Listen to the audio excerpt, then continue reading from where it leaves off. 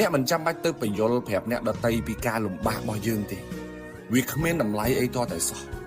គេអត់ខ្វល់ពីការលំបាករបស់យើងទេគេខ្វល់តែម្យ៉ាងប៉ុណ្ណោះគឺលទ្ធផលរបស់យើងបានលទ្ធផលអីខ្លះអ្នកត្រូវចាំថាបើយើងគ្មានលទ្ធផលគ្មានអ្នកណាមកខ្វាយខ្វល់ជាមួយជីវិតរបស់យើងទេនៅពេលដែលយើងខិតខំប្រឹងប្រែងពេលខ្លះបិទតិចបានបិទតិចខ្លះទៅអ្នកខ្លះមិនឃើញពីការលំបាករបស់យើងទេគេឃើញតែពីកំហុសរបស់យើងប៉ុណ្ណោះរិះគន់ជន់ផលិតសម្ដីនិយាយមកធ្វើម៉េចឲ្យតែយើងឈឺចាប់ទៅមុខមិនរួចហើយបើយើងនៅតែបើកតិចស្ដាប់គ្រប់រឿងច្រើនពេកខ្ញុំជឿថាបងប្អូនទៅមុខអត់រួចទេ